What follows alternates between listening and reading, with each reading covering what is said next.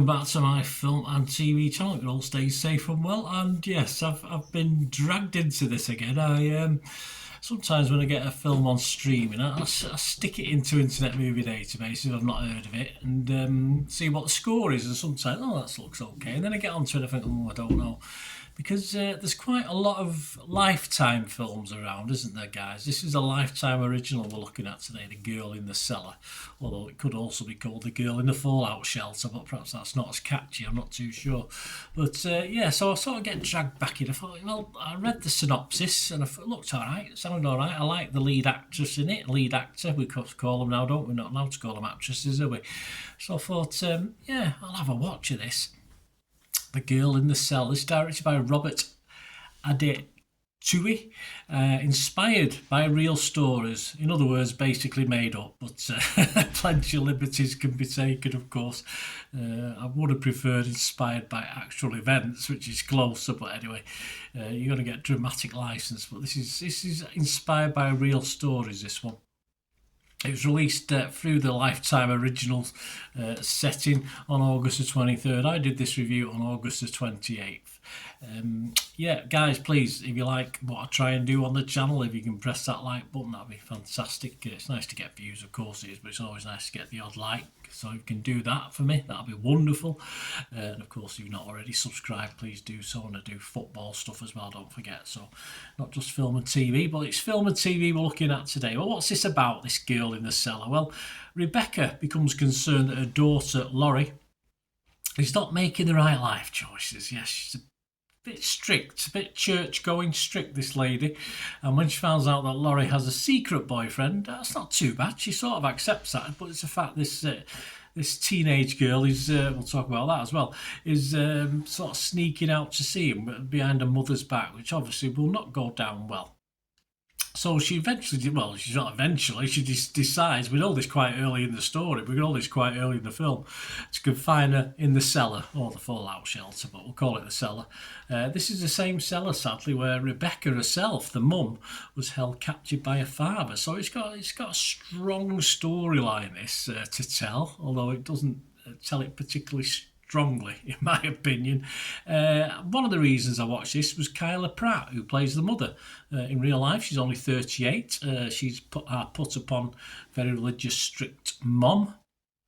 And 30-year-old Casey Moema plays the daughter. There you go, a teenage daughter. So, yeah, only 8 years difference between the two. But sadly, a teenage daughter doesn't, even though she's been with her mum for 16, I don't know, when do you have a prom? Is it 16 in America, 18? I have no idea.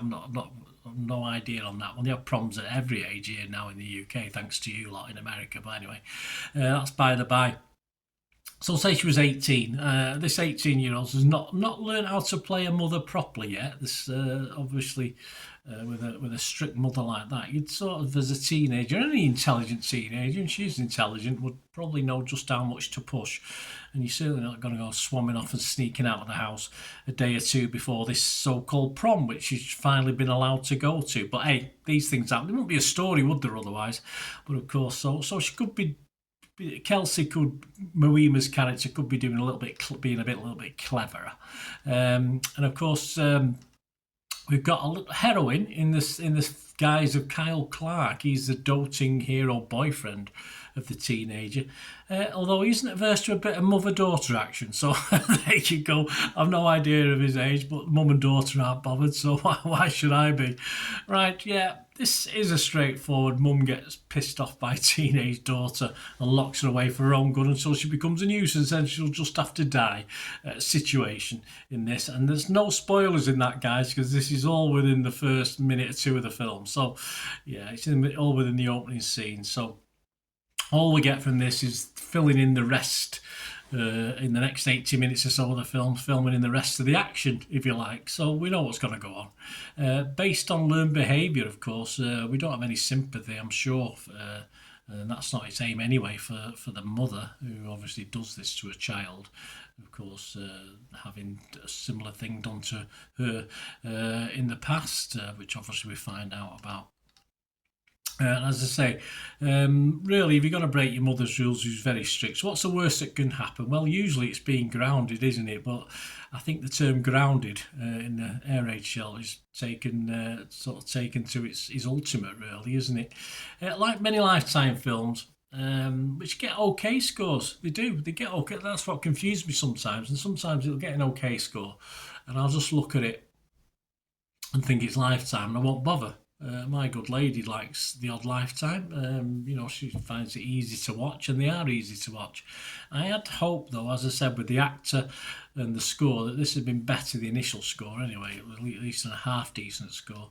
And it's certainly not unusual for a TV movie or a series of any type, Lifetime or general, to start with a sort of end sequence or near the end sequence, and then go back in time, and that's normal, that's fine. But sadly, this just ruins it for this film, because a movie has to be reasonably written, good script, clever to get away with this at the start. I mean, for a film or a series to keep you interested, even though you know basically what's going to happen in the end chapters, it does have to be written pretty well, and this sadly is pretty bang average on that score, so it sort of ruins it a little bit.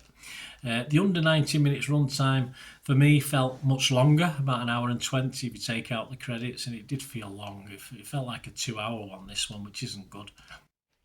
Common sense as ever goes out of the window with this one. Plot holes are plenty, of course, as ever you usually find in this, and perhaps they are, I don't know, but as ever the police are portrayed as pretty incompetent. But if they'd been partly competent, it wouldn't have taken months to solve this case, that's for sure. And even then, the evidence fell into the laps or the laptops, whichever way you look at it. As a made-up story, and that's what it is.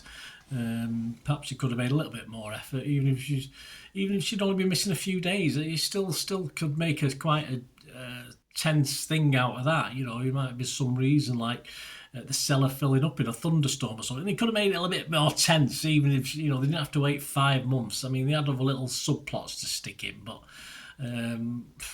all didn't add too much to the overall. I just thought it was a lazy story with very lazy writing. Little tension or jeopardy, and even the climax when it came was bit. I mean, there was no. I mean, the fact. It's all right. I'm not going to ruin it, but even that wasn't climactic. The climax to it, Lifetime films have got the fans, of course you have. And there's fans of this. A lot of people like this, say it's wonderful, etc. It is an easy watch. It's something we can probably watch while you're tackling the ironing.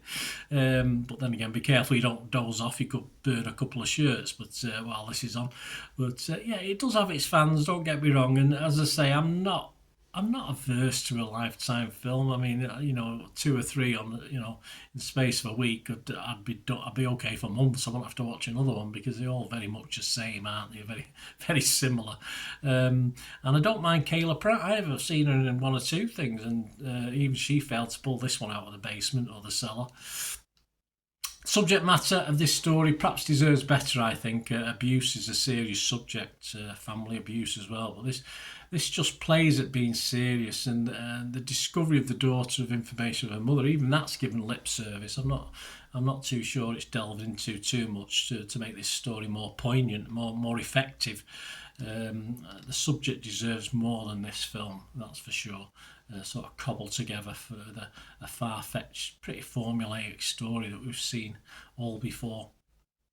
So there you go, guys. The score on Internet Movie Database, there's not a lot of scores, under 100 reviews. It's getting 6 out of 10, which is my watchable score. That's why, as I say, Kayla Pratt and 6 out of 10, that's made me think, I'll watch this. Not that, the fact that I'd watched another 3 films within the last 24 hours before I watched this didn't put me off. I thought, I'll watch this. Could be it's Lifetime. It'd be an easy watch, and it was an easy watch. It gave me time to do other things while I was watching it. But 6 out of 10 for me. If I don't give something a 5 out of 10, I don't score it. Lifetime fans will probably be okay with this. Don't get me wrong. If you're a Lifetime fan, I think you'll enjoy this. I think you'll like it. I'm not. I say I've seen the odd cracking Lifetime film, but very few and far between. So I'm not going to score this because I can't score it 5. It wasn't even worth a 5. No score for me. I'm sure people will like it though. So let me know, guys, anyway, with your thoughts on this. It'd be great to have your views on the girl in the air raid shelter, fallout bunker, whatever you want to call it.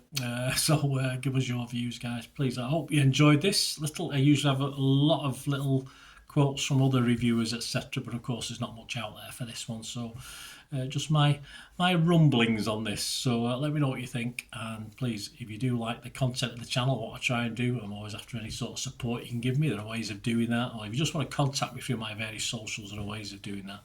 All I ever ask is, if you're interested, just keep watching and listening.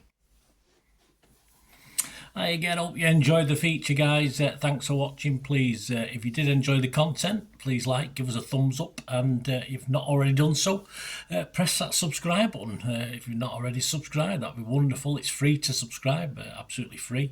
Also, check out my social media links if you want to follow me on TikTok, Instagram, X, Facebook. They'll all be in the description below. And my special thanks to supporters of the channel, yes, Piat6505, who have an eBay shop selling film and TV memorabilia, including posters, books, magazines. There'll be a link again in the comments section. And if you're into your football, don't forget my football stuff on Manchester City for general football fans, but mainly City fans, of course. Or if you know someone who might enjoy that, give them a kick in my direction. I'll be very, very grateful. And as ever, guys, comments on this feature is wonderful. Anything to do with film and TV, it's always very, very welcome. It's great to talk film and TV. I thank you guys for your support. Stay safe, everyone.